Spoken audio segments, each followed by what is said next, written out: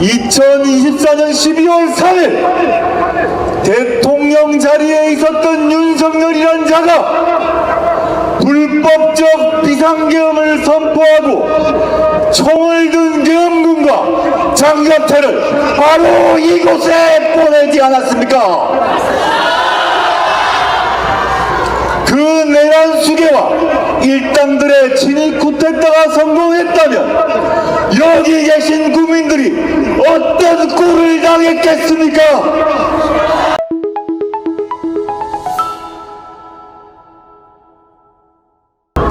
여기 계신 모든 국민 여러분, 그리고 조국혁신당 당원동지 여러분들은 그 어느 것도 아닌 국가 폭력의 반대편에 서기 위해서 이 자리에 오신 건 아닙니까?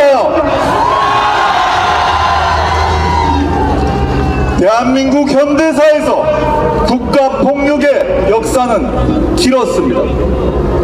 멀리는 5.16, 12.12, 5.17 이런 숫자가 우리에게 의미하는 것이 무엇이었습니까?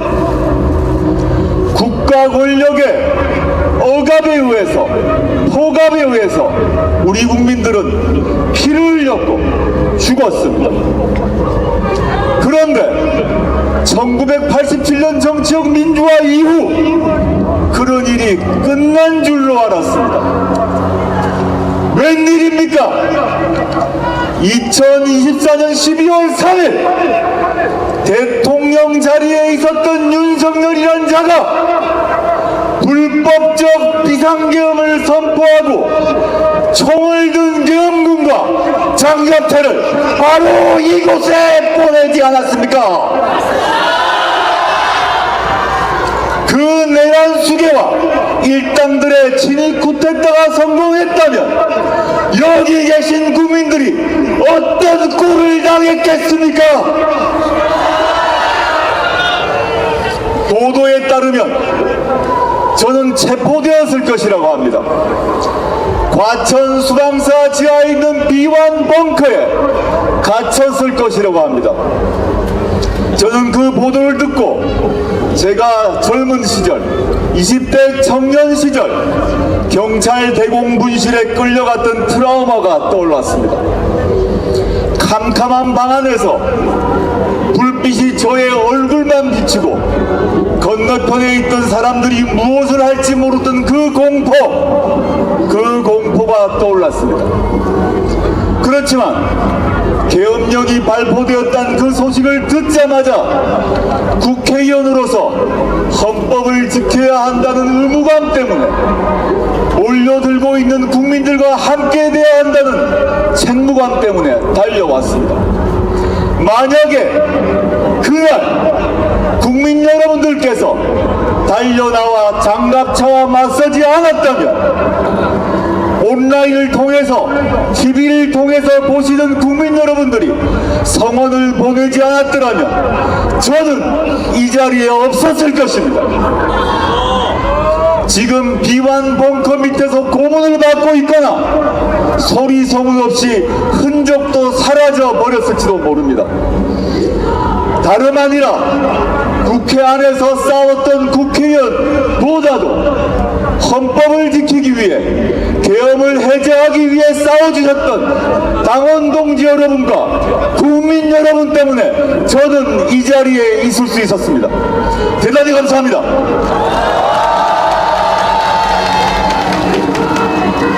존경하는 국민 여러분, 사랑하는 당원동지 여러분, 12월 3일 윤석열의 진입 쿠데타를 접하면서 저는 2019년을 떠올랐습니다. 검찰총장 윤석열이 더 많은 권력을 얻기 위해 자신의 권력을 오남용했을 때 수많은 국민들이 서초동에 나와 촛불을 밝히셨습니다. 거대한 서초동 십자가를 만들어 주셨습니다. 그 덕분에 저는 여기에 있을 수 있었습니다. 거대한 서초동 십자가가 만들어졌지만 윤석열 쿠데타를 막지는 못했습니다. 거대한 서초동 십자가에도 불구하고 윤석열은 대통령이란 자리를 차지했습니다. 윤석열이 대통령이 되고 난 뒤에 윤석열은 어떤 행동을 했습니까? 어떤 정책을 펼쳤습니까? 어떤 정치를 펼쳤습니까? 대한민국을 위하는 정치를 했습니까? 국민을 위한 정치를 했습니까? 민생을 위한 정치를 했습니까? 아니었습니다. 그는 오로지 자기 자신과 자기의 배우자를 보호하는 것, 자기와 권력의 이해를 같이 한 자들의 이익을 도모하는 것, 그 외에는 관심이 없었습니다. 지난 4월 10일 총선을 통해서 우리 국민들이 그 윤석열 일당들에게 준엄한 심판을 내렸지만 받아들이지 않았습니다. 반성하지도 않았습니다. 오히려 불법적인 내란을 통해서 우리 국민들을 억압하고 탄압하고 자신의 고난을 늘 생각밖에 하지 않았습니다. 그러나 우리 국민은 위대합니다. 위대한 우리 국민은 맨몸으로 계엄군과 맞섰습니다. 맨몸으로 장갑차와 맞섰습니다. 맨몸으로 윤석열과 맞섰습니다. 그리하여 우리가 오늘 이 자리에 와 있는 것입니다.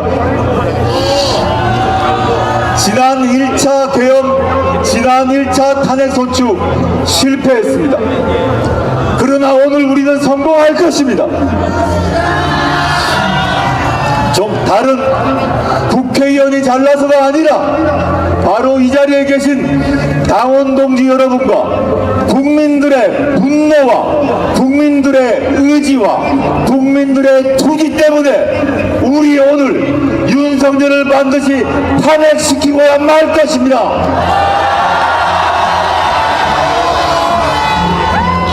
존경하는 국민 여러분, 사랑하는 당원 동지 여러분, 윤석열 탄핵은 끝이 아닙니다. 윤석열은 죄값을 받아야 합니다. 윤석열 탄핵은 비로소 시작입니다. 탄핵에 이어 윤석열과 그 일당이 범했던 내란 범죄 등 각종 중대한 범죄에 대해서 반드시 처벌되어야 합니다. 그리하여 민주주의를 파괴한 자, 민생을 파괴한 자, 민주공화국의 원리를 파괴한 자가 어떻게 되는지를 우리 모든 국민들에게 사차치 밝혀야 합니다.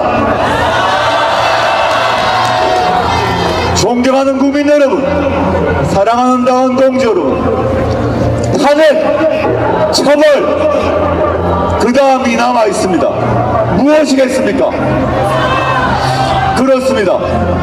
우리는 윤석열을 탄핵하고 윤석열을 구속 처벌하고 반드시 정권 교체를 해야 합니다. 제4기 민주정부를 만들어야 됩니다. 정권 교체를 하여 지난 정부가 하지 못했던 수많은 계획을 통해 민생과 복지를 강화하는 새로운 대한민국을 만들어야 합니다. 그럴 때만 우리의 이 투쟁은 성공하는 것입니다. 탄핵은 시작에 불과합니다. 탄핵하고 처벌하고 정권 교체하고 민생과 복지가 확실히 보장되는 대한민국을 만들어야 합니다. 존경하는 국민 여러분, 사랑하는 당원 동지 여러분, 불행히도 저는 그 투쟁의 대열에 함께 못할 것 같습니다. 저는 이제 물러갈 시간이 된 것 같습니다. 그렇지만 저는 슬프지 않습니다. 그렇지만 저는 염려하지 않습니다. 왜냐? 저를 대신하여 조국혁신당의 당원 동지들이 그리고 수많은 국민들이 저를 대신하여 10배, 100배 싸워주시라고 믿기 때문입니다. 저는 잠시 쉬겠습니다. 저는 잠시 멈추겠습니다. 저는 잠시 물러가 있겠습니다. 존경하는 국민 여러분, 사랑하는 당원 동지 여러분, 하나 부탁드리고 물러가겠습니다. 하나 당부드리고 물러가겠습니다. 저를 대신하여 윤석열 탄핵에 앞장서 주시겠습니까? 저를 대신하여 윤석열과 그 일당들의 처벌을 끝을 보도록 싸워주시겠습니까? 저를 대신하여 정권 교체를 이루고 제4기 민주정부가 수립되는 그날까지 지치지 않고 싸워주시겠습니까? 마지막으로 저를 대신하여 새로운 민주정부 하에서 인생과 복지가 보장되는 그런 세상을 만들도록 끝까지 싸워주시겠습니까? 저는 믿습니다. 당원 동지를 믿고 국민 여러분을 믿습니다.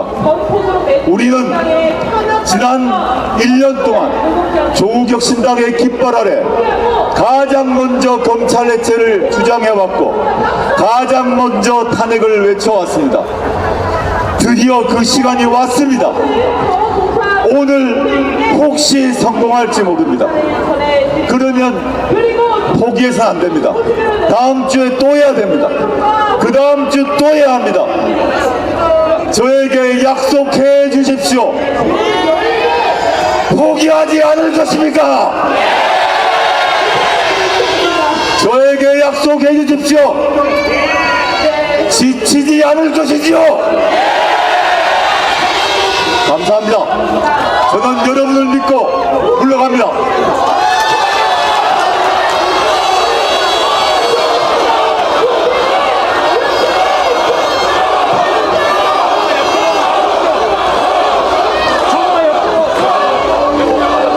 조국혁신당 전 대표 조국입니다. 오늘 대법원 선고를 무거운 마음으로 받아들입니다. 존경하는 국민 여러분, 사랑하는 당원 동지 여러분, 당대표로서 여러분과 함께한 모든 시간은 소중한 선물이었습니다.